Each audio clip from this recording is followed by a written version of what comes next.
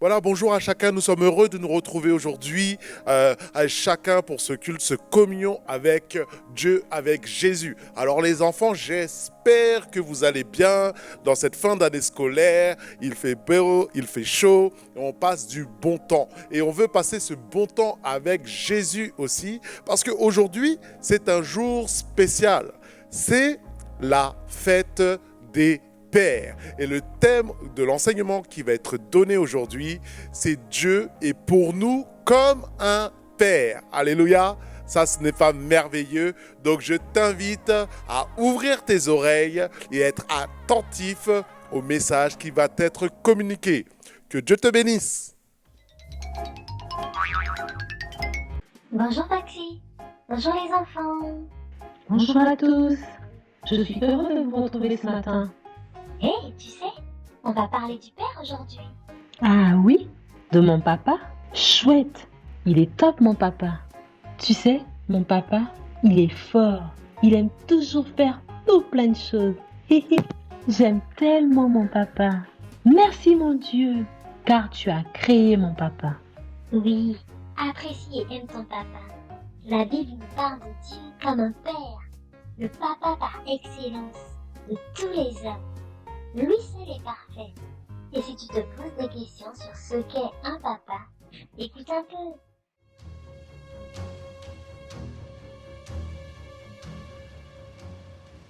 Comme Jésus enseignait ses disciples sur qui est Dieu, il leur partagea une incroyable vérité. Dieu est un Père aimant qui veut bénir ses enfants. Jésus leur dit que le Père céleste voulait les connaître et avoir une relation avec eux. Il leur expliqua que cette relation spéciale était établie et maintenue à travers la prière. Jésus dit à ses disciples que lorsqu'ils priaient, ils devaient le faire pour Dieu et non pour être vus par les autres. La prière n'est pas un moyen pour se faire remarquer ou pour faire croire aux autres que nous sommes spirituels. Jésus expliqua que la prière est une conversation avec Dieu et que nous devons la faire dans un espace privé où il n'y a que nous et Dieu pour que nous puissions rester concentrés. Jésus précisa qu'utiliser la prière comme moyen d'avoir l'attention des autres au lieu de créer une relation avec Dieu était quelque chose que faisaient les pharisiens. Il les avertit de ne pas prier comme des gens sans foi, qui ne croient pas et qui répètent les mêmes mots encore et encore comme une formule magique. Au lieu de ça, nous devons comprendre que notre Père sait déjà ce dont nous avons besoin. Nous devons simplement le lui demander. Après cela, Jésus donna à ses disciples un exemple de prière. Il commença par dire « Notre Père qui es aux cieux, que ton nom soit sanctifié, que ton règne vienne, que ta volonté soit faite sur la terre comme au ciel. » Nous devons demander à Dieu que sa volonté s'accomplisse aussi parfaitement sur la terre qu'elle l'est au ciel, pour que nous puissions vivre les miracles et la bonté de notre Père dans notre vie de tous les jours. Jésus continua sa prière en disant « Donne-nous aujourd'hui notre pain de ce jour, et pardonne-nous nos offenses, comme nous pardonnons aussi à ceux qui nous ont offensés. » Notre Père aimant ne veut pas que nous vivions seulement ces miracles, mais il veut prendre soin de nous. Depuis la nourriture dont nous avons besoin tous les jours, jusqu'au pardon de nos péchés, notre Père pourvoira à nos besoins.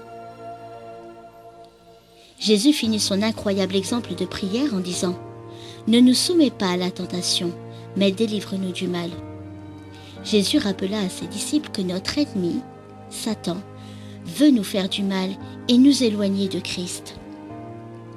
Notre Père, lui, veut uniquement notre bien et nous protéger de cet ennemi, en nous donnant la victoire quand nous prions. Après avoir partagé cette prière, Jésus encouragea ses disciples à mettre en pratique ce pourquoi nous prions. Si nous prions pour le pardon, nous devons être prêts à pardonner à tous ceux qui nous ont fait du mal. Notre Père veut que nous grandissions dans la foi, ce qui nous permettra de devenir comme notre Sauveur Jésus, qui nous a donné un exemple parfait à suivre.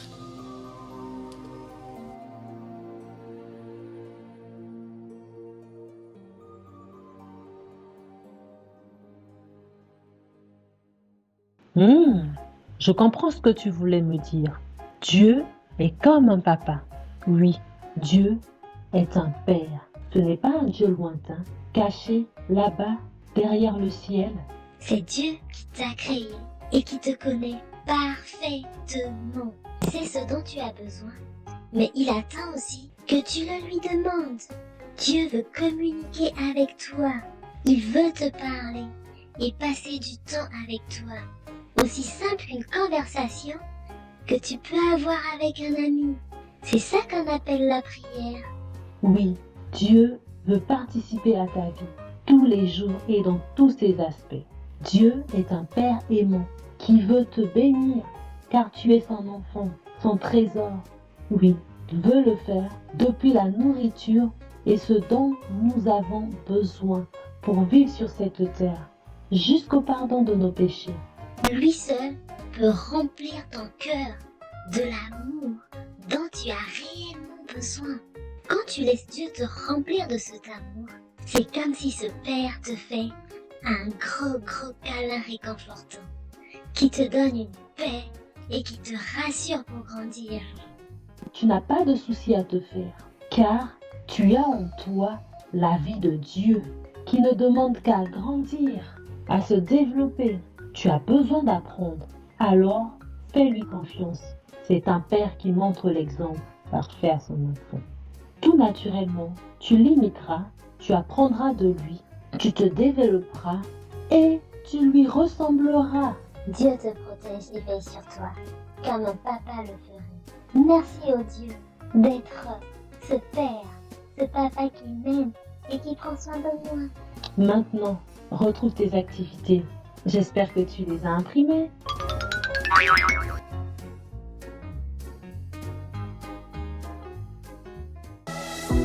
Quand la nuit tombée, l'angoisse surgit. Sans fin tu m'appelles. Comme ma foi faiblit et l'espoir tarit, tu es mon appui. Lorsque je suis là découragé, Dieu, tu es tout pour moi. Désormais je veux persévérer. Dis merci. Merci,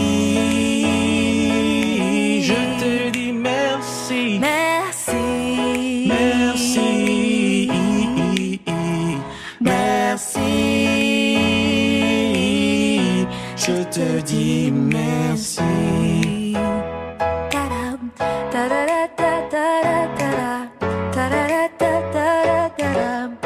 Je te dis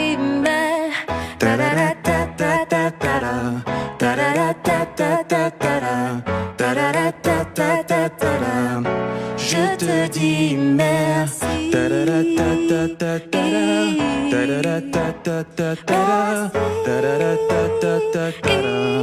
Je te dis merci.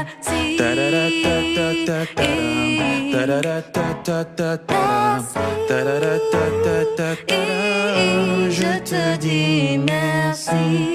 Seigneur Jésus, j'étais perdu. Tu m'as conduit sur ton chemin. Seigneur Jésus, j'étais perdu. Tu m'as conduit sur ton chemin. Je te dis merci.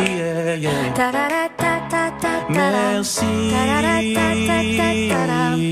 Je te dis merci. Good morning, bel bonjour, buenos dias, mbotenayo. Bonjour à tous. Nous faisons partie des responsables de l'accueil et en raison de la situation sanitaire actuelle, nous souhaitons renforcer l'équipe des bénévoles de l'accueil.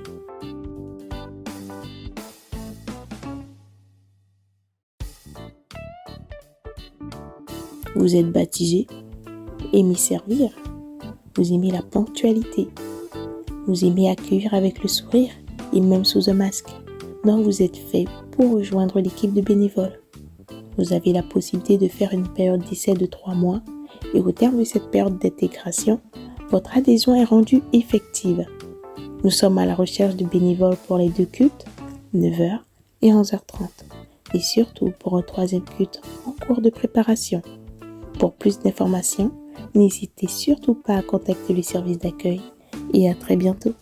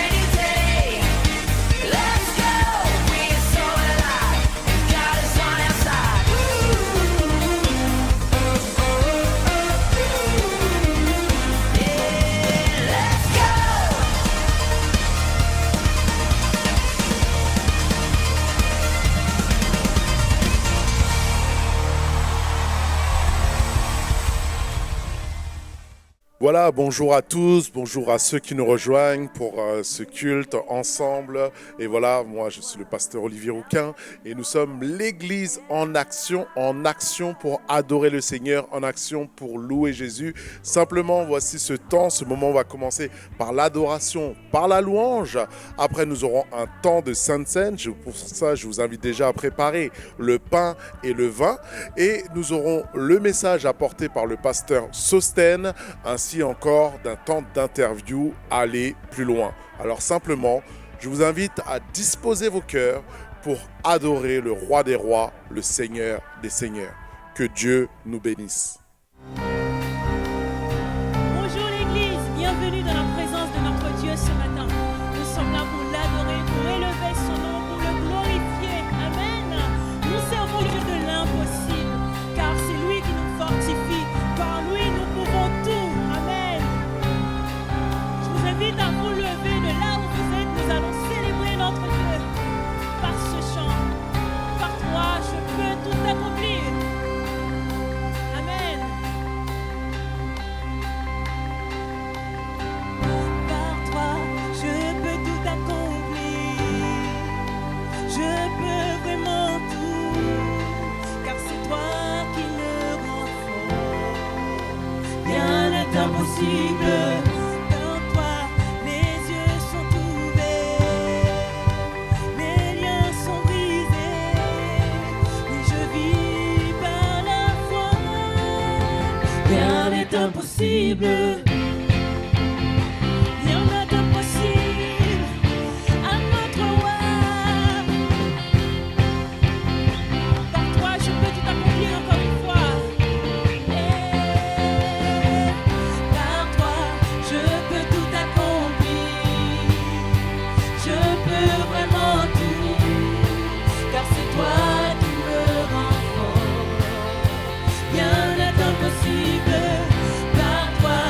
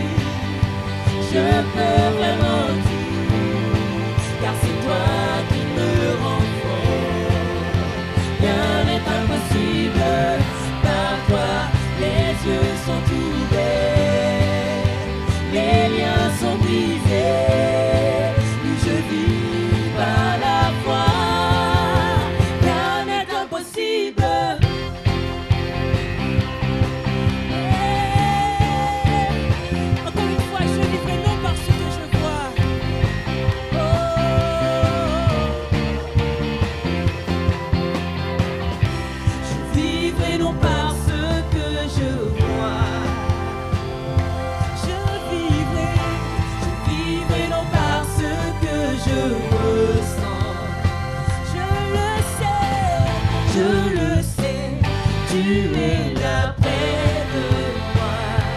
Oh, je le sais, tu peux tout accomplir. Par toi, je peux tout accomplir.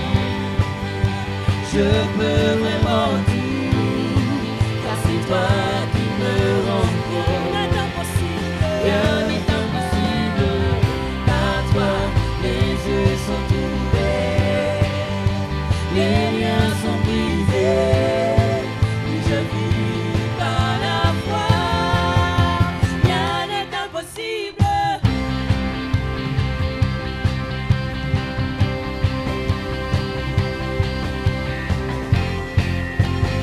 Oui, je crois en toi, Seigneur Jésus. Tu es le merveilleux, le Dieu des dieux, le Seigneur des seigneurs. Alléluia.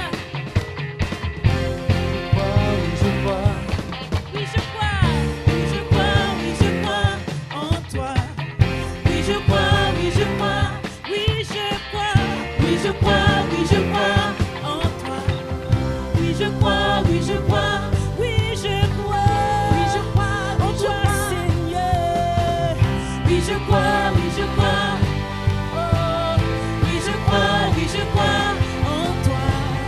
Oui je crois, oui je crois, oui je crois, oui je crois, oh, oui je crois en toi, Seigneur. Oh, oui je crois, encore une fois, oui je crois, oui je crois, oh, oui je crois en toi. Oui je crois, oh, oui je crois en toi. Par toi, je peux tout accomplir. Je peux vraiment tout, car c'est toi qui me rends fort.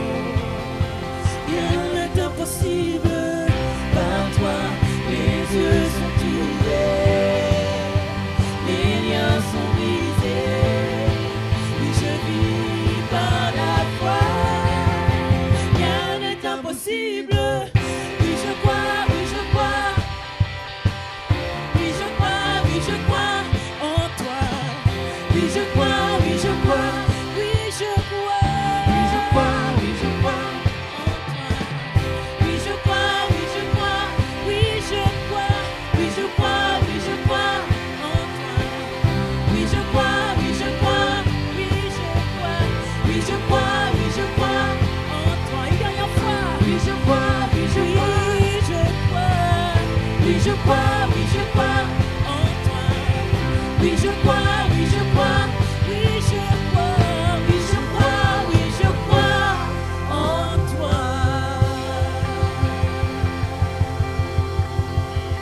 Alléluia. Jésus, nous croyons en toi.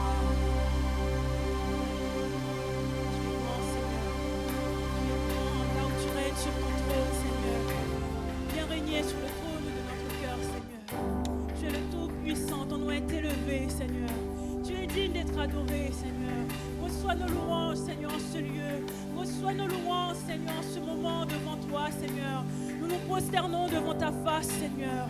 Emmène-nous, Seigneur, dans ta gloire. Emmène-nous dans ta gloire. Oh Jésus, nous te donnons toute la gloire. Toute la gloire t'appartient, Seigneur. Tu es le roi des rois, le Seigneur des seigneurs, c'est toi. L'agneau immolé, c'est toi. Celui qui règne sur le trône de notre cœur, c'est toi, notre roi. Alléluia. La gloire de notre roi, si ton majesté remplit la terre de joie, remplit la terre de joie. Il répand sa lumière, dissipe les ténèbres, les fait trembler à sa voix, les fait trembler à sa voix. Combien Dieu est grand, oui chantons combien Dieu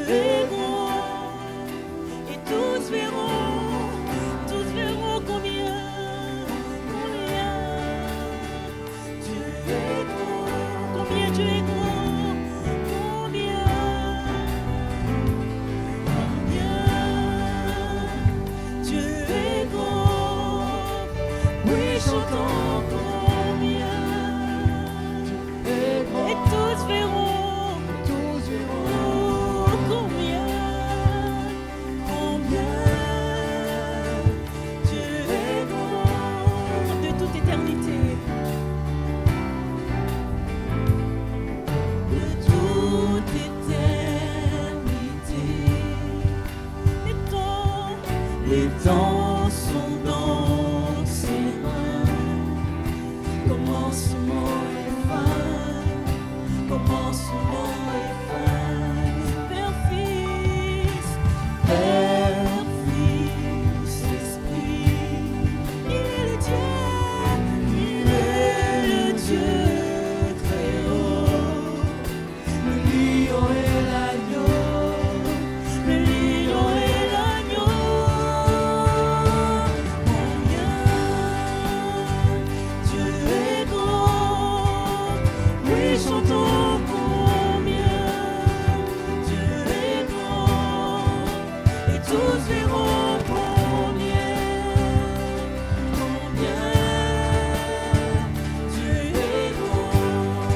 Combien Dieu est grand dans notre vie. Combien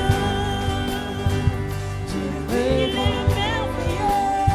Oui, chantons combien Dieu est grand, Seigneur. Combien Dieu est grand. Oh, tu es le Tout-Puissant, Seigneur. Grand et tout-puissant, digne de louange, nous chanterons combien Dieu est grand. Chantons-le, ton nom est tout-puissant, digne de louange. Ton nom est tout-puissant, digne de louange. Nous chanterons combien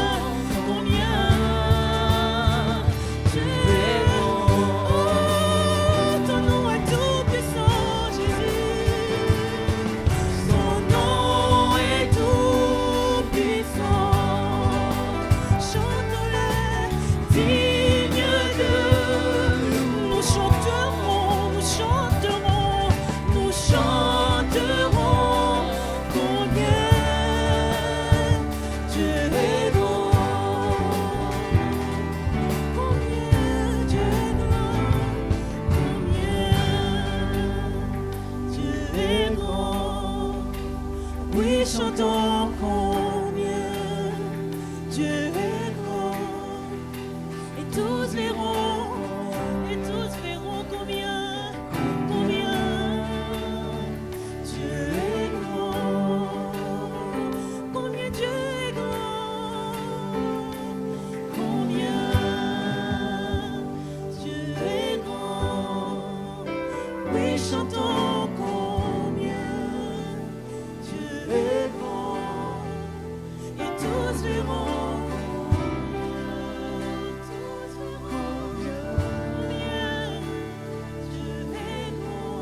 Tu es grand, Seigneur. Tu es grand, Seigneur. Tu es l'agneau immolé, Seigneur. Tu es digne de louange. Nos cœurs te louent ce matin. Nos cœurs te louent, Seigneur, dans ta sainte présence. Reçois nos cœurs, Seigneur. Reçois nos adorations. Reçois nos vies, Seigneur. Comme une offrande, Seigneur, devant toi, Jésus. Tu es grand. Tu es merveilleux. Jésus, tu es le Tout-Puissant. Ton nom est tout-puissant, digne de louange. Nous chanterons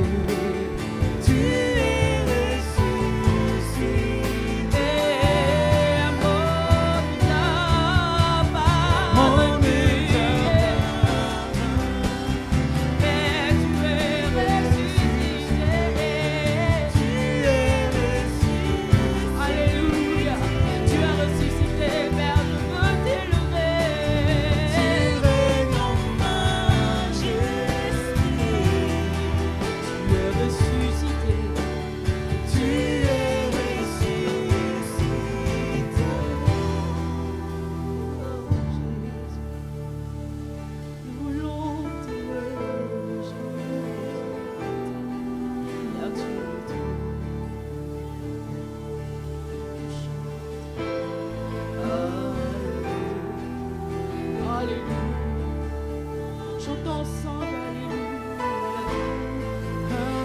Chantons ensemble, alléluia. Élevons la voix, chantons ensemble. Élève ton alléluia vers le Père. Élève ton alléluia vers le Père. Dis-lui qu'il a vaincu, dis-lui qu'il a remporté la victoire pour toi.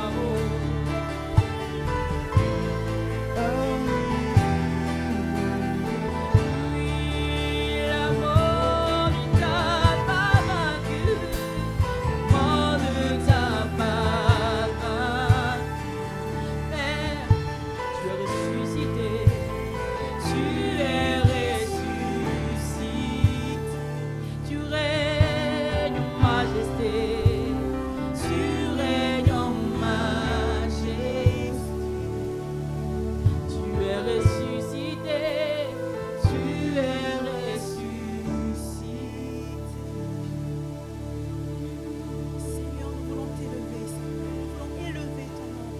Seigneur, tu es grand, tu es digne de louange pour qui tu es, Seigneur, pour ta mort à la croix. Oh, tu nous as justifiés par ta mort à la croix, Seigneur, par ton sang versé, Seigneur, à la croix. Tu es grand, Seigneur, dans notre vie. Nous te disons merci pour tout ce que tu fais, pour tout ce que tu es, pour tout ce que tu seras toujours, Seigneur, dans notre vie. Car si nous vivons, Seigneur, c'est par ta grâce, mon Dieu. Combien tu es grand dans notre vie. Combien tu es merveilleux. Combien, Seigneur, tu es élevé, Seigneur. Combien tu es digne de louange, mon Dieu. Ton nom est tout puissant. Ton nom est tout puissant. Digne de louange. Nous chanterons combien tu es grand, Seigneur. Alléluia. Oh, Jésus, nous chanterons ton nom.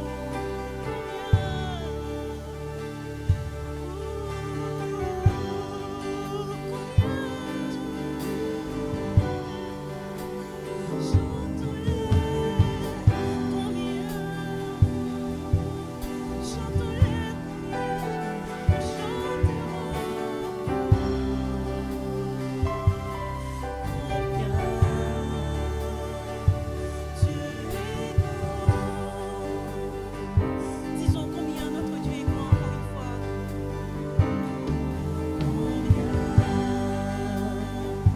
Tu es grand. Oui, chantons combien tu es grand. Et tous verront combien tu es grand. Tu es grand, Seigneur.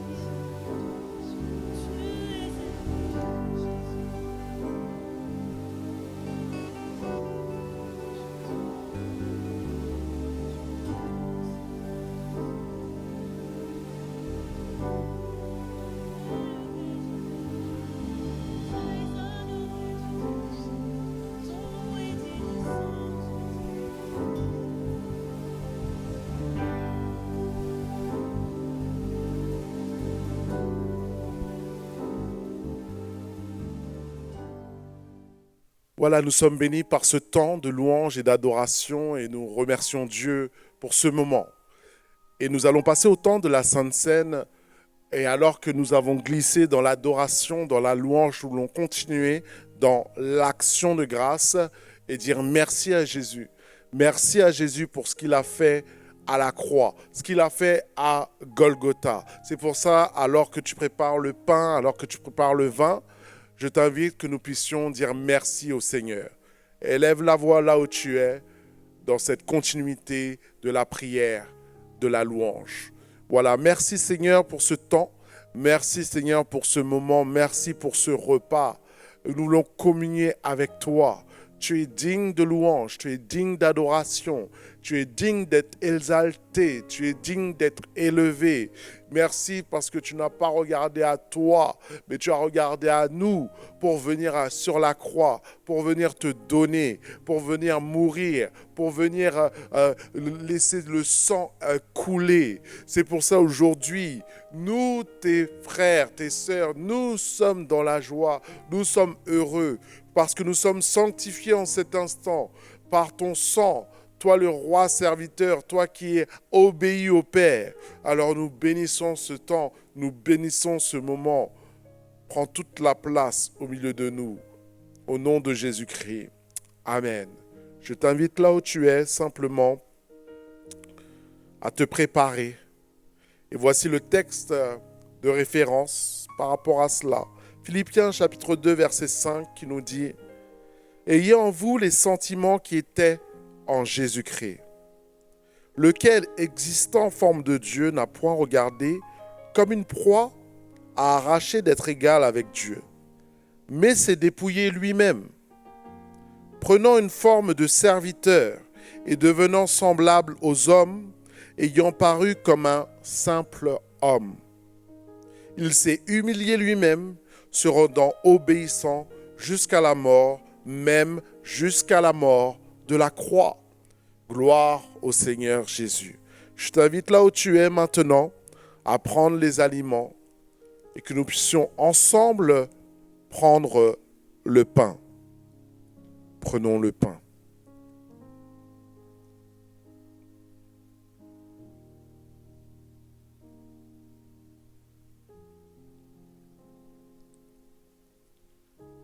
Je t'invite maintenant à prendre le vin.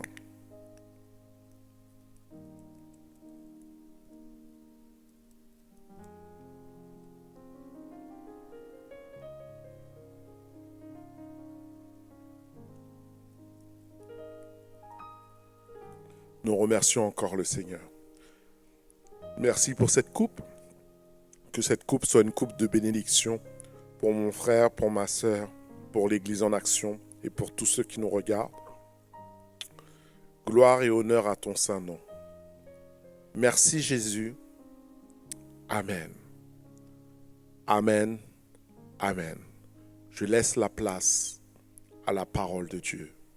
Soyez bénis. Bonjour à tous, je suis très heureux de vous retrouver ce matin autour de la parole de Dieu. Je vous invite sans plus tarder à ouvrir l'évangile de Matthieu au chapitre 20. Nous lirons des versets 26 à 28. Qu'il n'en soit pas ainsi parmi vous. Au contraire, si quelqu'un veut être grand parmi vous, qu'il soit votre serviteur. Si quelqu'un veut être le premier parmi vous, qu'il soit votre esclave. Car le Fils de l'homme n'est pas venu pour se faire servir, mais pour servir lui-même et donner sa vie en rançon pour beaucoup. Amen. Prions ensemble.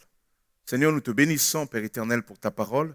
Nous te prions vraiment de nous conduire, de nous diriger, de permettre que cette parole pénètre nos cœurs et nos vies, afin que, transformés par toi, nous puissions véritablement marcher dans le service que tu as prévu pour chacun d'entre nous. Dans ce mois, Seigneur, où nous voulons réfléchir autour du service, nous te prions de nous interpeller les uns et les autres quant à ce que tu attends de chacun d'entre nous. À toi, Père, l'honneur, la gloire et la puissance en Jésus-Christ, par l'action de ton Esprit Saint. Amen. Amen. Tout le long de l'année, nous sommes sur ce thème, Seigneur, prends la place qui te revient. Et en ce mois de juin, nous voulons que le Seigneur prenne la place qui lui revient dans notre service et dans notre appel. La dernière fois, je vous ai parlé de ce que lorsque Dieu prend place dans notre service. Aujourd'hui, j'aimerais aborder avec vous ce thème de Jésus, le roi serviteur. En effet, l'Écriture nous le présente comme le roi des rois, comme le Seigneur des seigneurs, mais lorsqu'il est venu au milieu des hommes, il s'est présenté comme celui qui est le serviteur. Amen. Paul nous invite dans son épître aux Philippiens au chapitre 2 à être animés de l'Esprit de Christ. Il nous demande de prendre Christ comme ce divin modèle et notamment dans le service. Ce passage de Matthieu que nous avons lu en introduction présente Jésus comme celui qui est venu non pour être servi, mais pour servir. Alors, si Christ est le modèle dans notre service, il est important de se poser la question suivante. Qu'est-ce qui caractérisait le service de Christ? Qu'est-ce qui caractérisait le service de Christ?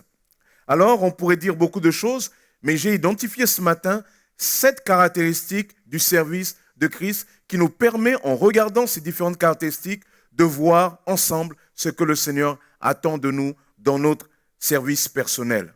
7 caractéristiques du service de Christ, ce qui caractérisait le service de Jésus. Tout d'abord, j'aimerais dire avec vous que le service de Jésus était d'abord un service volontaire.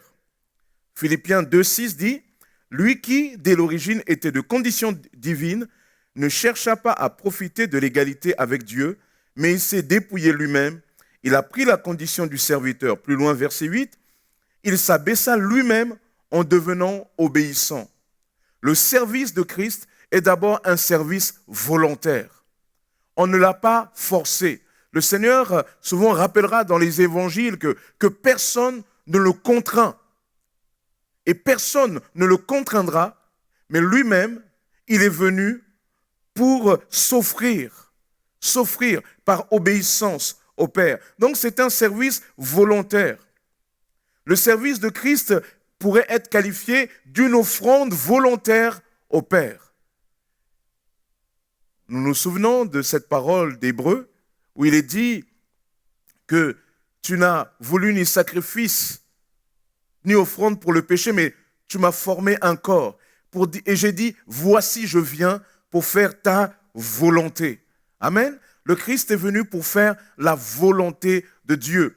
Tout le long de la vie du Seigneur, son ministère était caractérisé par cette réalité où il venait pour accomplir la volonté de Dieu. Notre service doit être un service volontaire. Le service de Jésus est un service qui était comme une offrande volontaire au Père. Et cette parole dont je vous parle, cette notion de volontariat du service de Christ est rappelée dans Romains chapitre 12, verset 1, où l'apôtre Paul nous exhorte à offrir nos corps comme un sacrifice vivant. Donc, lorsque je sers Dieu dans l'Église, c'est d'abord un acte volontaire. Dieu ne veut pas que notre service soit un service de contrainte. Bien sûr, il y a des fois, il peut y avoir de la routine, il peut y avoir des moments difficiles, mais notre acte, notre service doit d'abord être un service volontaire, sans contrainte. Dieu aime celui qui donne avec joie, Dieu aime celui qui sert, celle qui sert avec joie. Première caractéristique du service de Christ, c'était un service volontaire. Amen. Deuxième caractéristique du service de Christ, c'est que c'était un service tourné vers les personnes qui en avaient réellement besoin. Nous lisons cela dans Marc chapitre 2, verset 15. Marc chapitre 2, verset 15. Comme Jésus était reçu pour un repas dans la maison de Lévi, beaucoup de collecteurs d'impôts et de pécheurs notoires prirent place à table avec ses disciples et avec lui, car ils étaient nombreux à les suivre.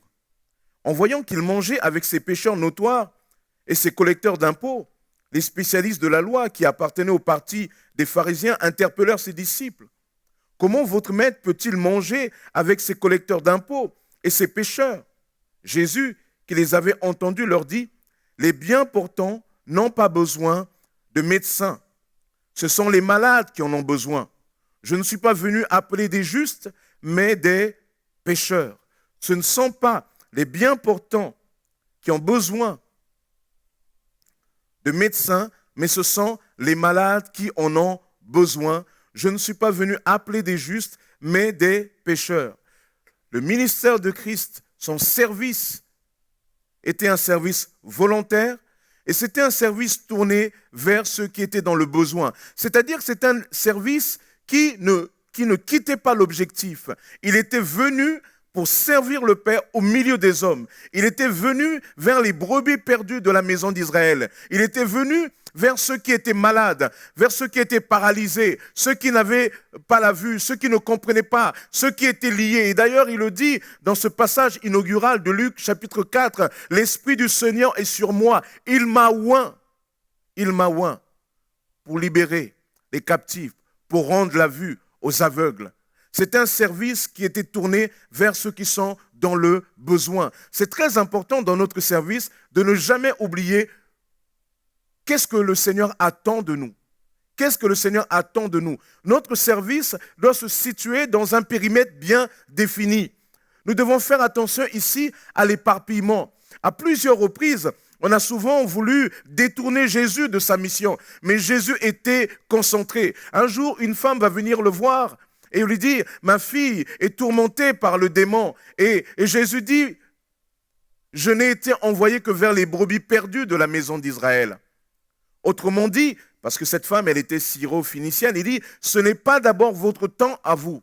J'ai été envoyé vers les brebis perdues, ceux qui sont dans le besoin. Et donc, Jésus va intervenir auprès de ceux qui sont dans le besoin. Jésus est venu vers ceux qui étaient malades, pas ceux qui n'avaient pas de besoin, ceux qui reconnaissaient leurs conditions, ceux qui reconnaissaient leurs faiblesses, ceux qui savaient qu'ils avaient besoin de Dieu. Jésus est venu vers ces personnes-là.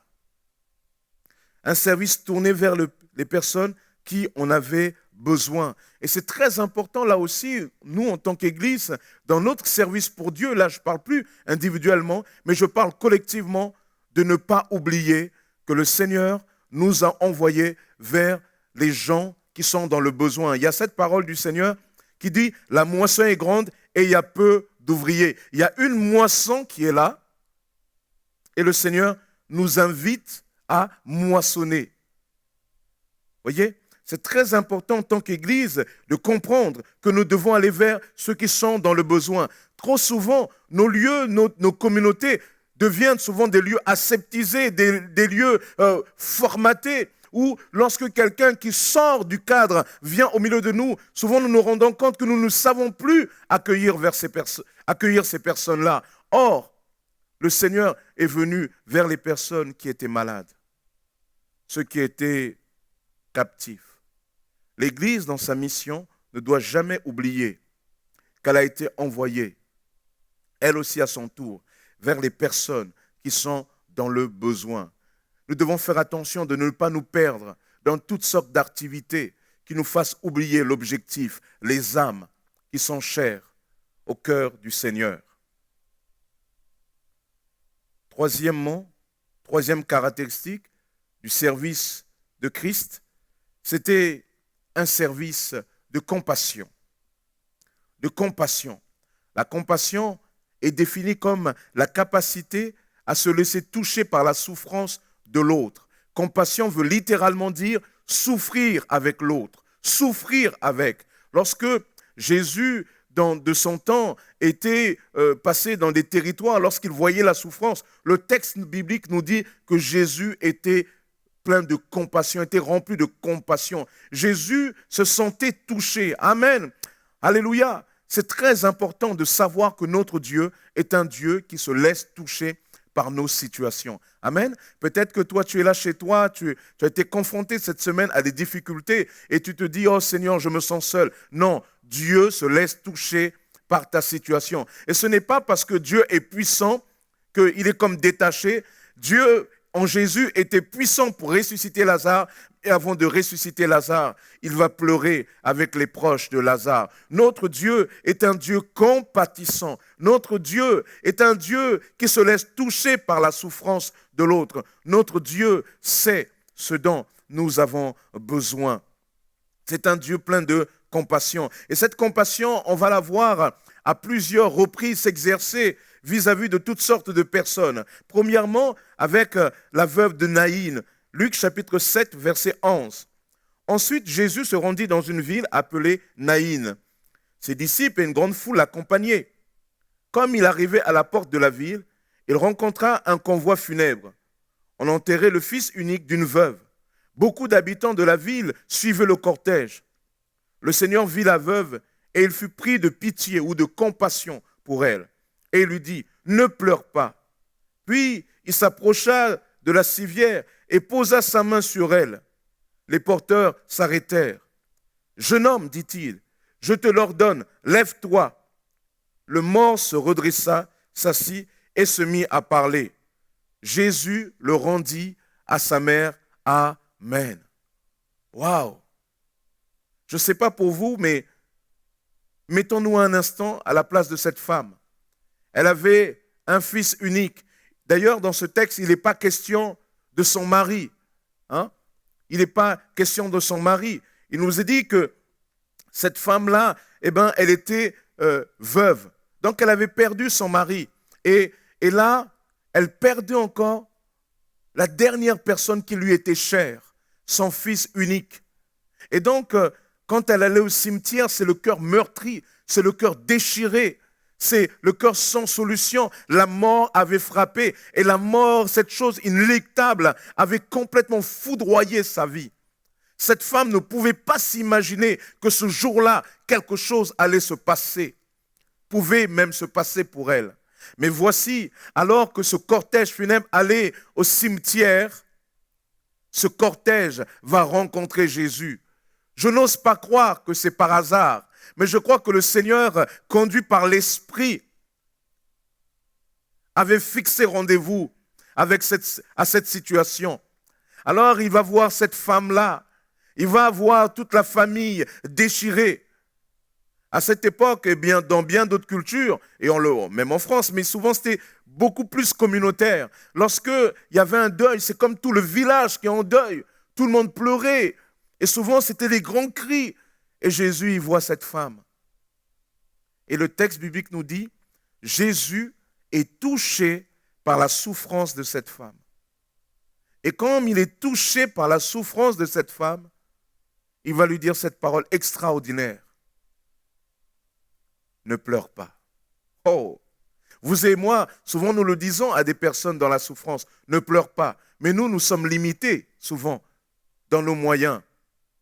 Mais Jésus, quand il dit à cette femme, ne pleure pas, c'est qu'il avait un bon projet pour elle. C'est qu'il y avait de l'espérance pour elle. C'est qu'il y avait un salut pour elle.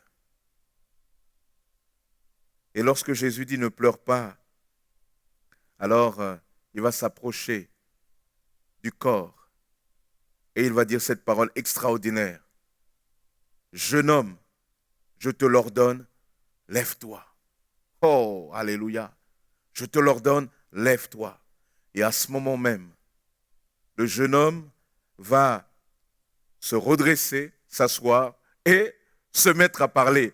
Je ne sais pas trop ce qu'il a raconté ce jour-là. Est-ce qu'il a raconté ce qu'il avait vu dans l'au-delà? Mais je ne sais pas. Mais certainement, alors si on croise d'autres textes, peut-être que voilà, il avait faim et il va demander maman. Et parce que, bon, il était dans un contexte il était, comment dire, préparé. Il avait été préparé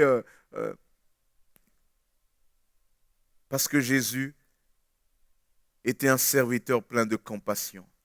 La compassion est importante. Il ne suffit pas toujours de dire les choses, mais il y a des fois, il faut être plein de compassion. Je vous le disais souvent dans le ministère, le pasteur Jackie et moi-même, le pasteur Olivier et Michel, il y a des fois, vous savez, souvent nous sommes confrontés à l'accompagnement lors de décès. Nous sommes confrontés à l'accompagnement lors de moments douloureux. Et souvent, l'expérience nous montre qu'il n'est pas toujours nécessaire de parler. Mais il convient tout simplement de ressentir le cœur de Dieu pour cette famille et souvent de pleurer avec ceux qui pleurent, à défaut d'être silencieux, d'être tout simplement là. Jésus, ému de compassion, va toucher ce corps. Il nous est dit dans Matthieu 15, Jésus va enseigner à une foule. À la fin, il va dire « J'ai compassion de cette foule, car voilà 3 jours qu'ils restent avec moi et n'ont pas de quoi manger. Je ne veux pas les renvoyer à jeun, de peur qu'ils ne défaillent en chemin. » Verset 36, Jésus prit les 7 pains et les poissons et après avoir rendu grâce, il les rompit et les donna à ses disciples, et les disciples les distribuèrent à la foule. Tous mangèrent et furent rassasiés. Jésus, là encore, va nourrir une foule parce qu'il était rempli de compassion. Je vous ai dit déjà que la compassion est souvent le moteur qui produit le miraculeux de Dieu. La plupart du temps, lorsque Jésus produit des miracles, il y a toujours cette idée, Jésus ému de compassion. Ému de compassion. Peut-être qu'il y a une leçon ici qui nous dit que le retour du miracle doit passer peut-être par un retour à la compassion au milieu de nous. Amen. Avec un lépreux aussi, Marc 1, il s'en alla par toute la Judée, verset 40, prêchant dans les synagogues et chassant les démons.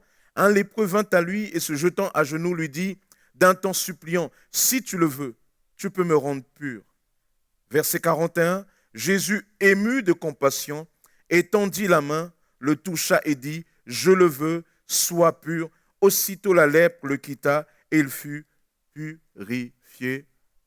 Un service de compassion. Amen. Très important aussi, donc dans notre ministère, nous développions aussi sur le modèle de Christ un cœur compatissant, un cœur concerné par l'autre et par sa souffrance. Quatrième caractéristique, le service de Christ était dirigé dans la soumission et la conduite sous la direction du Saint-Esprit. Autrement dit, le Seigneur était soumis au Père et conduit par le Saint-Esprit. Luc 4, 13. Après avoir achevé de le tenter, le diable s'éloigna de lui jusqu'à une autre occasion. Jésus retourna en Galilée avec la puissance de l'Esprit et sa renommée se répandit dans toute la région. Sa renommée se répandit dans toute la région. Amen. La Bible nous dit que le ministère de Jésus était un ministère rempli du Saint-Esprit. Là aussi, c'est très important d'être rempli du Saint-Esprit. Je vous en avais déjà parlé la dernière fois, être rempli du Saint-Esprit. Et voyez pourquoi? Parce que le Maître lui-même, il a été rempli du Saint-Esprit. Jésus est né de l'Esprit dans le ventre de Marie, mais lorsqu'il démarre son ministère, il est rempli du Saint-Esprit. Et nous aussi, nous avons besoin d'être remplis du Saint-Esprit. Rempli du Saint-Esprit, il est à même de comprendre ce que le Seigneur attend de lui. Jean chapitre 5, verset 19. Jésus leur répondit donc, en vérité, je vous le dis, le Fils ne peut rien faire par lui-même, mais seulement ce qu'il voit faire au Père. Et tout ce que le Père fait, le Fils aussi le fait également. Car le Père aime le Fils et lui montre tout ce qu'il fait. Il lui montrera des œuvres plus grandes que celles-ci, afin que vous soyez dans l'étonnement. En effet, comme le Père ressuscite les morts et les fait vivre, de même aussi le Fils fait vivre qui il veut. Conduit par le Saint-Esprit, le Seigneur savait ce que le Père attendait de lui. Il voyait, il avait une vision de ce que le Père le voulait, et Jésus, il faisait pareil, parce qu'il était conduit du Saint-Esprit. Là encore, nous nous rappelons qu'avant d'aller plus loin, avant d'aller prêcher l'évangile aux nations, Jésus dit, vous restez à Jérusalem, car à Jérusalem, vous recevrez une puissance, le Saint-Esprit survenant sur vous, et vous serez mes témoins. Pour Jésus, un véritable témoin, c'est quelqu'un rempli de l'Esprit Saint. Amen. Parce que lorsque nous sommes remplis de l'Esprit Saint, nous sommes à même de comprendre ce que le Seigneur veut. Nous sommes à même de rentrer dans la dimension de la vision de Dieu. Nous sommes à même de laisser le Saint-Esprit se servir de nous pour produire son miraculeux. Nous sommes à même d'exercer le discernement que Dieu veut. Un service dans la soumission et la conduite par le Saint-Esprit. Amen. Cinquièmement, un service exercé avec autorité. Ça, c'était une des choses qui caractérisait le ministère de Jésus. C'était un ministère d'autorité. C'était un ministère d'autorité, tout d'abord, contre les puissances des ténèbres. Le texte biblique nous dit en Luc 33, il se trouva dans la synagogue un homme qui avait un esprit de démon impur, et qui s'écria d'une voix forte. « Et que veux-tu, Jésus de Nazareth? Tu es venu nous perdre. Je sais qui tu es, le Saint de Dieu. » Jésus le menaça en disant, « Tais-toi et sors de cet homme. » Le démon projeta celui-ci au milieu de l'assemblée et sortit de lui sans faire aucun mal. Tous furent saisis de stupeur et se disaient les uns aux autres, « Quelle est cette parole ?» Il commande avec autorité et puissance aux esprits impurs et ils sortent. Amen. Petite remarque, j'ai dit Luc 33, c'est pas Luc 33, j'ai oublié de noter ma référence, je ne l'ai pas comme ça de tête. Donc, il nous est dit contre les puissances des ténèbres. Jésus exerçait une autorité contre les puissances des ténèbres. Il nous est dit dans cette synagogue de Nazareth, un homme possédé vient vers Jésus et il nous est dit que, et il va dire à cette parole de Jésus, « Hey, que veux-tu Jésus de Nazareth ? Tu es venu pour nous perdre. Je sais qui tu es, le Fils de Dieu. » Donc le monde invisible, les esprits mauvais, ils reconnaissent qui est Jésus. Ils savent que Jésus est le Fils de Dieu. Si les autres regardaient Jésus comme un homme qui n'avait ni apparence pour frapper le regard, il est certain que le monde invisible reconnaissait que celui qui se cachait derrière cette enveloppe visible, qui était comme une enveloppe quelconque, c'était le Fils de Dieu vivant. Et lorsque ils sont là dans cette synagogue pendant des années, ils passaient peut-être dans cette synagogue, mais là, personne ne faisait rien. Mais ce jour-là, Jésus était là et il commence à parler. Et Jésus va dire, tais-toi à cet esprit, parce que cet esprit menaçait cet enfant, entravait, cet homme. Et Jésus va menacer l'esprit. Il nous est dit, le démon projeta celui-ci au milieu de l'assemblée et sortit de lui sans lui faire aucun mal. Tous furent saisis de stupeur et se disaient les uns aux autres, quelle est cette parole? Il commande avec autorité et puissance aux esprits impurs et ils sortent. Oui, Jésus a autorité sur le monde des ténèbres. Tu peux être marabout, tu peux être tout ce que tu veux, mais la véritable puissance, c'est dans le nom puissant de Jésus. La seule autorité contre le monde des ténèbres, c'est l'autorité du roi des rois, c'est celui qui est la parole de Dieu, c'est celui qui a vaincu à la croix. La Bible nous dit, Colossiens chapitre 2, il a dépouillé les dominations et les autorités. Il les a publiquement livrées en spectacle, en triomphant d'elles par la croix. La véritable autorité dans le monde spirituel, c'est Jésus qui la détient. Si tu es en Jésus, si tu es uni à lui par la foi, la Bible dit alors tu règnes dans les lieux célestes en lui. De la même manière que les autorités sont soumises à Jésus, de la même manière, désormais, le monde invisible t'est aussi soumis si tu marches avec Christ, si tu es dirigé avec Christ. Amen. Une autorité sur le monde des ténèbres, mais une autorité aussi, premièrement, par sa parole. Premièrement, par sa parole. Matthieu 7. Quand Jésus eut achevé ses discours, les foules restèrent frappées de son enseignement, car il enseignait, écoutez bien, comme quelqu'un qui a de l'autorité et non pas comme les scribes. Les scribes avaient l'habitude d'enseigner. Quand ils rapportaient la parole, ils disaient, la parole de Dieu nous dit, Moïse nous dit. Mais là, lorsque Jésus, il parlait comme celui qui était propriétaire de cette parole-là. Il nous a dit, il n'enseignait pas comme les scribes. On sentait que lorsque Jésus parlait, il parlait avec autorité.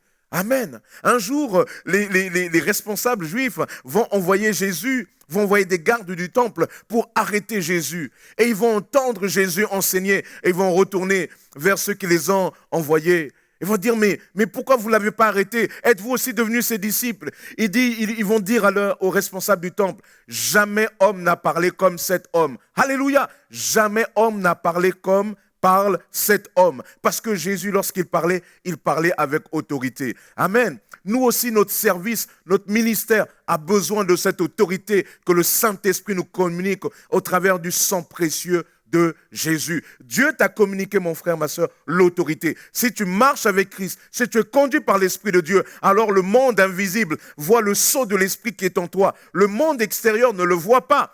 Mais le monde invisible voit le sceau de l'Esprit qui est en toi. Il t'appartient tout simplement de rentrer dans l'héritage que le Seigneur t'a communiqué. Il t'appartient simplement de rentrer dans la dimension d'autorité que le Seigneur a acquis pour toi à la croix. Un service exercé avec autorité. Autorité contre le monde des ténèbres, autorité de la parole, pas autorité contre les frères et sœurs. Amen, très important. Parce qu'avec les frères et sœurs, 6e caractéristique, un service d'humilité. Je ne vais pas m'attarder là-dessus, je vous ai parlé de l'importance d'humilité. Philippiens 2 nous dit, il s'est humilié lui-même. Amen. Notre Seigneur, c'est un service volontaire, mais c'est aussi un service d'humilité. Dans Jean chapitre 13, Jésus va laver les pieds de ses disciples. Alléluia. Waouh. Seigneur, roi serviteur. Il est le roi serviteur. Il est celui qui... Arrêtons-nous quand même un instant. Il est le roi des rois. Il est le Seigneur des seigneurs. Les cieux ne peuvent le contenir. Il nous est dit dans le ciel, les êtres vivants se prosternent devant l'agneau de Dieu, devant le lion de la tribu de Juda, une autre manière de représenter le Christ. Lorsque Paul a une vision du ciel, il voit des choses ineffables qu'il ne peut nommer. Et pourtant, celui-là, lui qui était d'égalité avec Dieu, va venir, il va s'humilier. Et Jésus va désormais dire, voici le monde a un principe, fonctionne selon un certain paradigme. Vous devez fonctionner différemment. Le principe du monde, c'est que quand tu as la puissance, alors on te sert. Le principe du royaume de Dieu, c'est que si tu veux être puissant, si tu veux être grand parmi les autres, tu dois te mettre à leur service. Amen. Enfin, un service jusqu'au sacrifice final, qu'est la mort. Il s'est humilié lui-même en devenant obéissant jusqu'à la mort sur la croix. Je disais la dernière fois qu'on ne peut pas parler de service sans sacrifice, parce que le Christ, lui, il a payé l'ultime sacrifice. Il a payé l'ultime sacrifice. Il nous est dit dans Matthieu 26, 37, il prit avec lui Pierre et les deux fils de Zébédée, et il commença à être saisi de tristesse et d'angoisse. Il leur dit alors, mon âme est triste jusqu'à la mort, restez et veillez avec moi. Puis s'avança un peu, se jeta face contre terre et pria ainsi, mon Père, s'il est possible que cette coupe s'éloigne de moi, toutefois, non pas comme moi je veux, mais comme tu veux. Le Seigneur a lutté. Quand il était en Gethsémane, il avait dans son cœur, il avait dans son esprit ta vie, ton avenir, ton salut. Et lorsque dans ce corps semblable au nôtre, dans ce corps de faiblesse, la faiblesse a commencé à se transformer en tentation de lâcher prise, il a eu cette prière. Non pas ma volonté, Père, mais ta volonté. Parce que lui, il savait qu'il était venu pour payer le prix. Il est le seul homme sur la terre dont le projet de vie était de naître pour mourir. Lorsque nos parents nous mettent au monde, ils ne songent pas à la mort, ils songent à la vie, ils songent à tout ce qu'ils vont faire pour nous. Mais lui, il était né pour mourir. Il était né pour mourir pour toi, pour moi. Amen. Voici ce qu'a été le service de Christ. Et voici le modèle que le Seigneur veut que nous ayons. Le roi serviteur.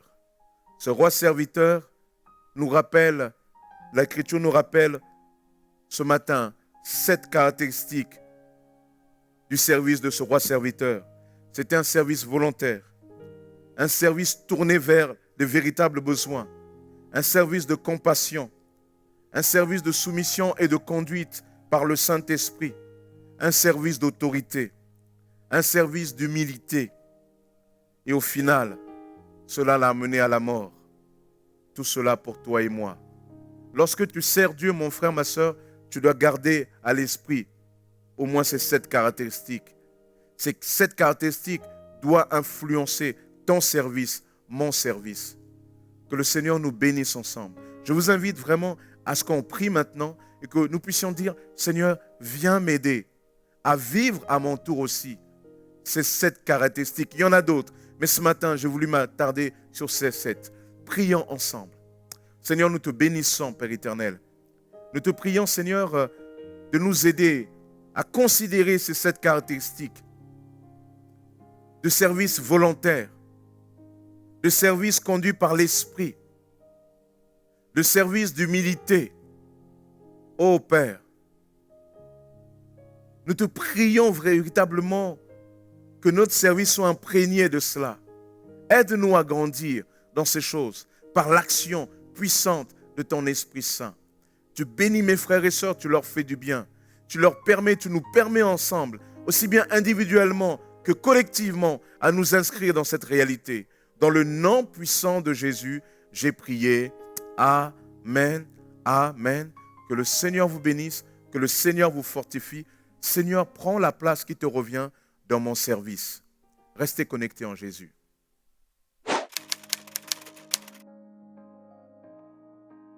Voilà, nous sommes bénis par ce temps, par ce message du pasteur Sosten. Nous allons prendre, avant d'aller plus loin, ce temps des offrandes, des dîmes et des offrandes, à travers le texte de Lévitique chapitre 2, verset 8, qui nous dit exactement, voici la parole, le sacrificateur en préleva ce qui doit être offert comme souvenir et le brûlera sur l'autel. C'est une offrande d'une agréable odeur à l'Éternel. Nous voyons déjà dans l'Ancien Testament ce rite, ces rituels qui étaient là de donner une offrande. Et Dieu prenait plaisir à cette offrande qui était donnée. Et simplement, c'est pour ça que le Seigneur encore nous invite en ces temps, en ces moments, d'être fidèles dans nos dîmes, dans nos offrandes. Alors simplement, je laisse la place à notre trésorière, Josie, pour nous exposer, nous expliquer le moyen de pouvoir donner. Et donnons avec joie. Que Dieu vous bénisse. Bonjour Église en action, vous pouvez maintenant participer de vos dons en CB ou PayPal via notre site internet www.égliseenaction.fr et vous cliquez sur le bouton Faire un don. Autre possibilité, par virement, selon les coordonnées bancaires reprises dans la description de la vidéo ci-dessous, ou par chèque à établir à l'ordre de Église évangélique d'Argenteuil ou Église en action à envoyer au 29 boulevard Karl Marx 95 100 Argenteuil. Veuillez bien nous préciser votre adresse en ligne ou par courrier pour nous permettre d'établir votre reçu fiscal. Nous vous remercions pour votre générosité, pour votre fidélité qui sont particulièrement nécessaires durant cette période difficile que traverse notre pays. Aussi, Église en action continue. Que Dieu vous bénisse et bon culte à chacun. Voilà, nous sommes bénis pour ce temps, pour ce moment, par rapport au pasteur Sosten qui nous a apporté ce message de Jésus, le roi serviteur. Alors Sosten, merci à toi pour ce message. De rien. Comment tu vas? Ça va bien et toi? Ça va? Il fait beau, les oiseaux chantent. Ah oui, il fait même chaud. Très chaud, donc on profite de la vie et on continue avec Jésus. On peut même passer le message qu'on a la clim à Argenteuil. Gloire à Dieu, nous avons la clim à Argenteuil. Venez vous rafraîchir. Donc voilà, simplement on va aller échanger par rapport au message dans cette partie à aller plus loin. Et tu as parlé dans un premier temps, premier point, de service volontaire. Ouais.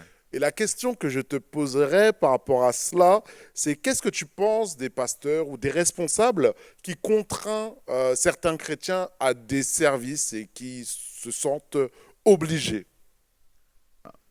Bon, je ne sais pas quelle est la proportion de ceux qui font ça. Je pense de toute façon, rien dans la parole de Dieu, rien de bon ne sort de tout ce qui vient de la contrainte. Je crois qu'il y a des choses où on peut se sentir contraint par Dieu à faire certaines choses, mais en tant que ministère, je pense qu'on n'a pas à contraindre qui que ce soit.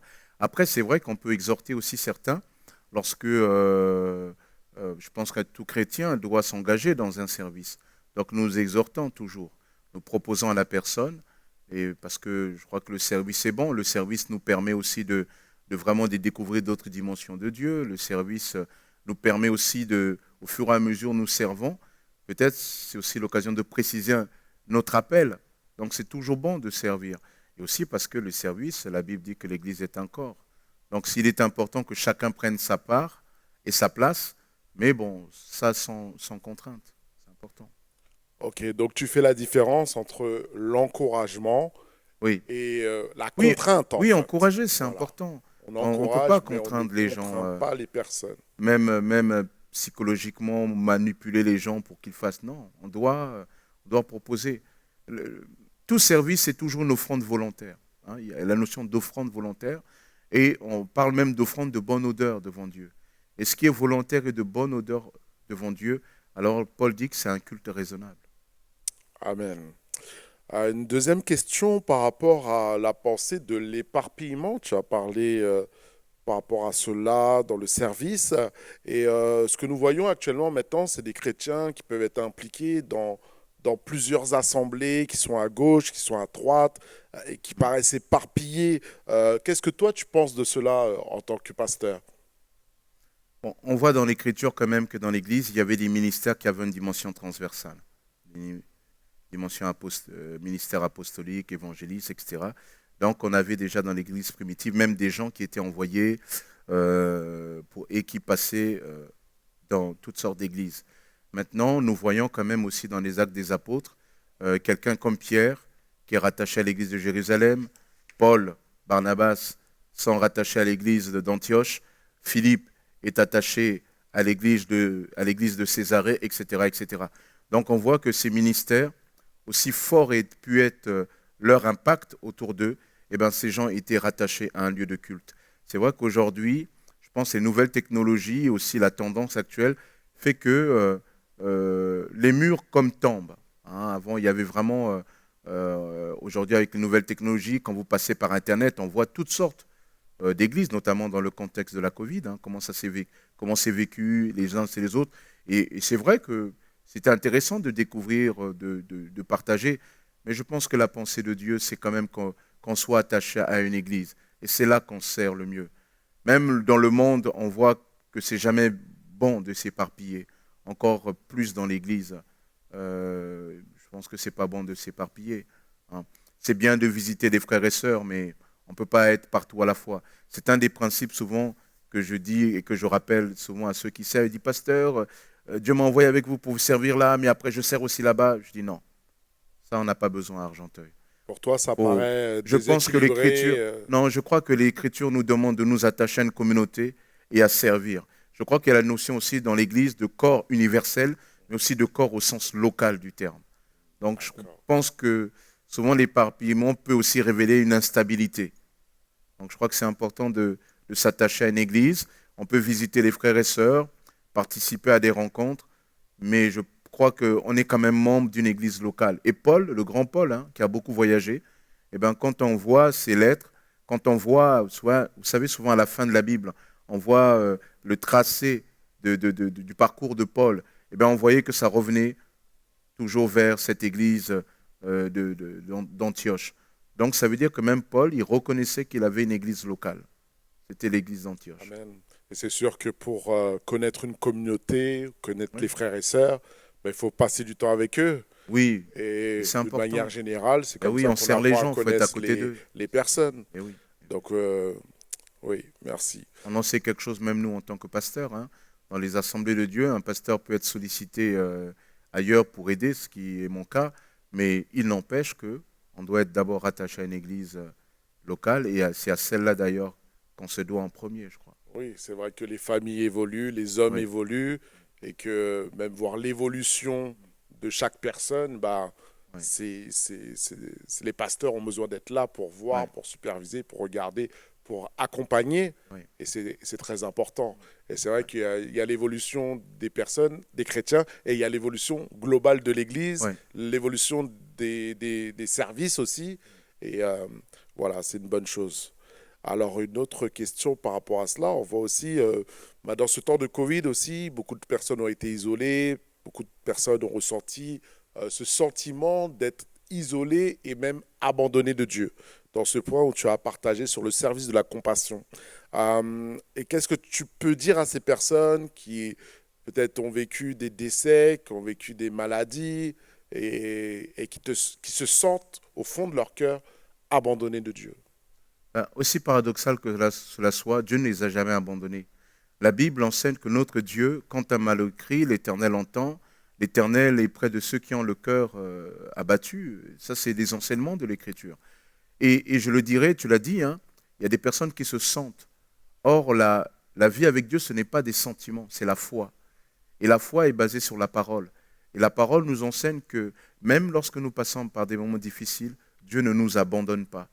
Alors, plus que jamais, dans des moments où tout semble s'ébranler autour de nous, eh ben, nous devons savoir, nous devons nous fier à la parole de Christ qui nous dit que je suis avec vous jusqu'à la fin du monde. Et ce n'est pas parce que nous passons par des drames que Christ n'est pas là avec nous. Sinon, dans ce cas-là, nous enseignerions que notre Dieu est simplement le Dieu des bons moments, des bons jours, des dieux où nous ressentons les choses. Non, Christ est avec nous à tout moment de notre vie.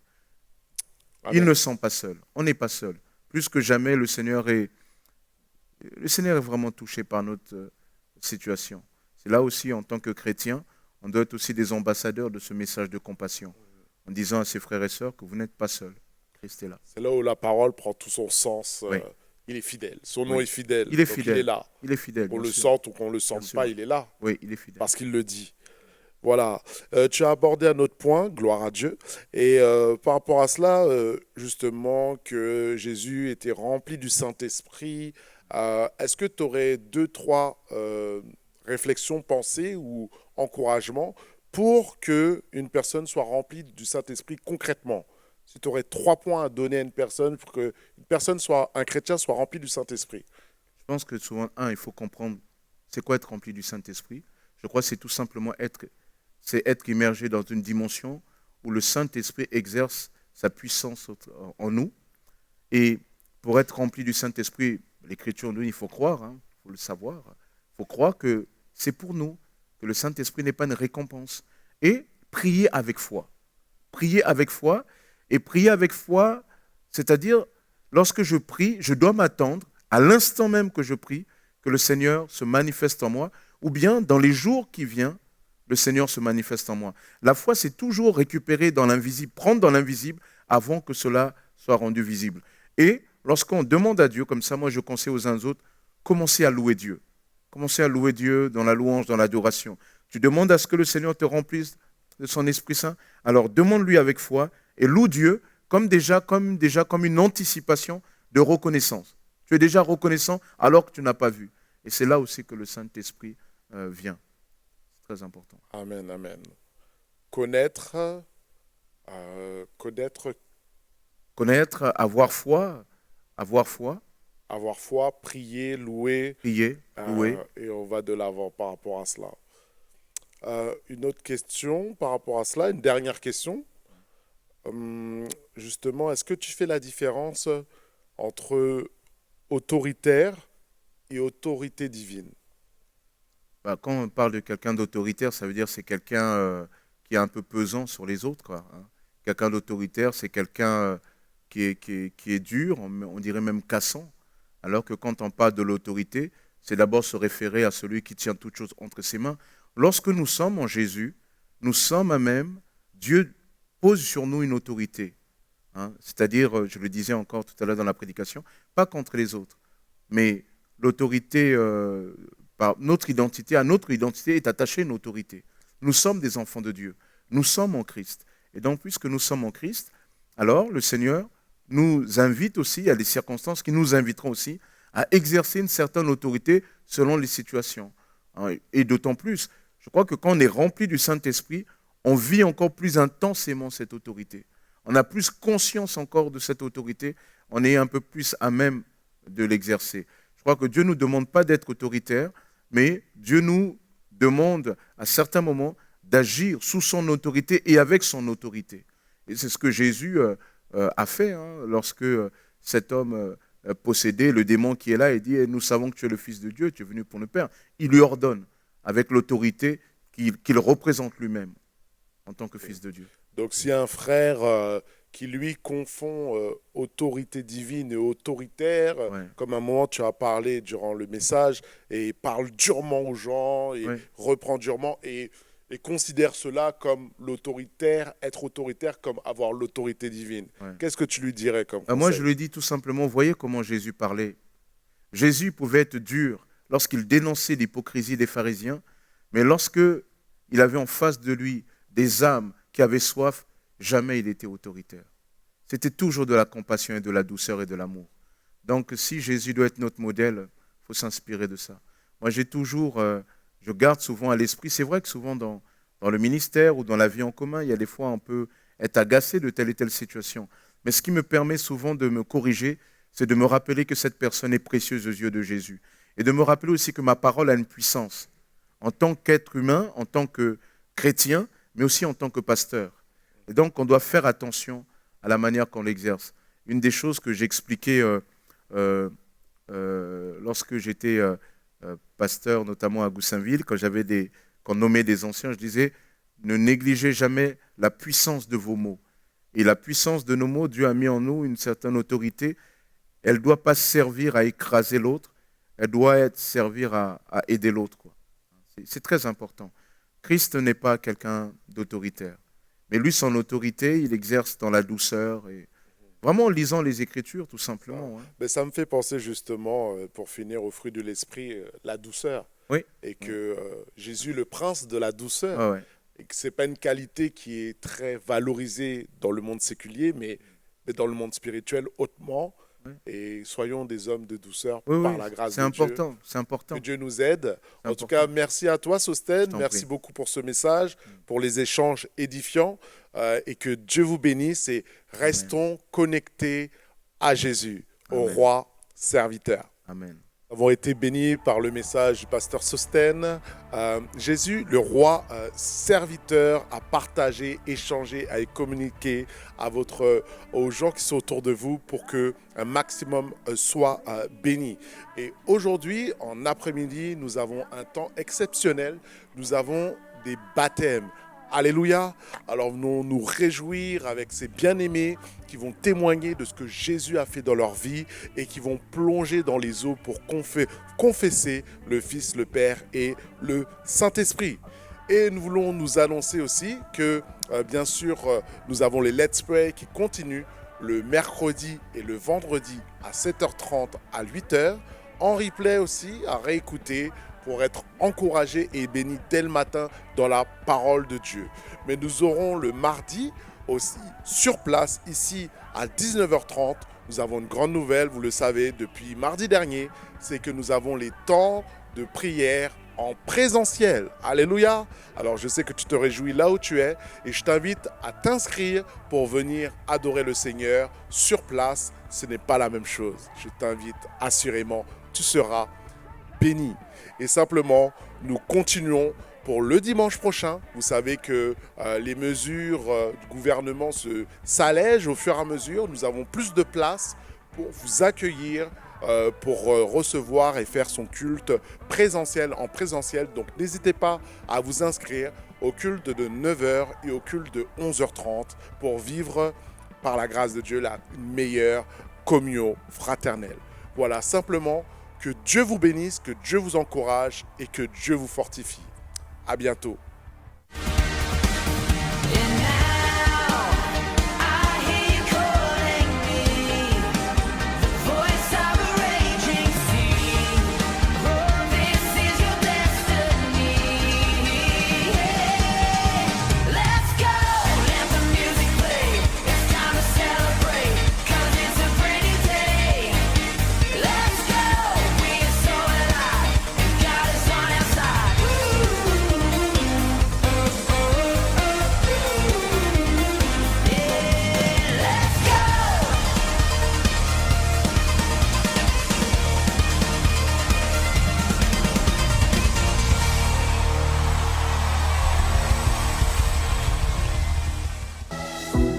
Quand la nuit tombée, l'angoisse surgit, sans fin tu m'appelles.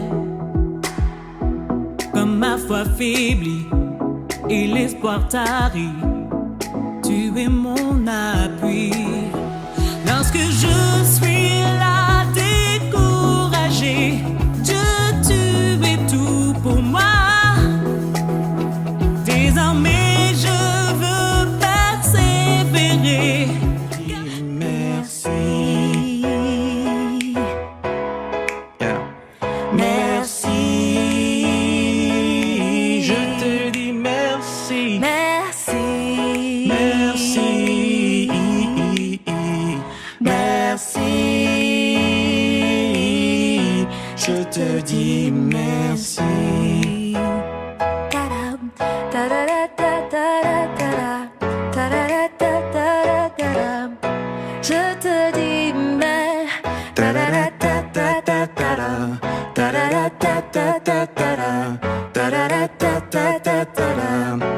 Je te dis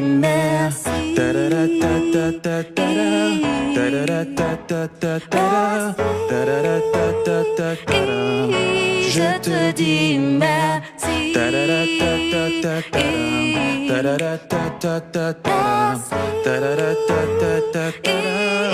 Je te dis merci, Seigneur. j'étais perdu, tu m'as conduit sur ton chemin. Seigneur Jésus, j'étais perdu, tu m'as conduit sur ton chemin. Je te dis merci, yeah, yeah. Merci, je te dis merci. Good morning, bel bonjour, buenos dias, mbotenayo. Bonjour à tous.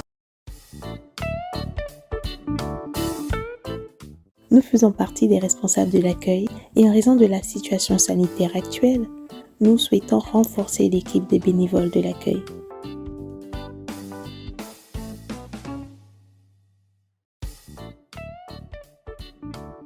Vous êtes baptisé, aimez servir, vous aimez la ponctualité, vous aimez accueillir avec le sourire et même sous un masque.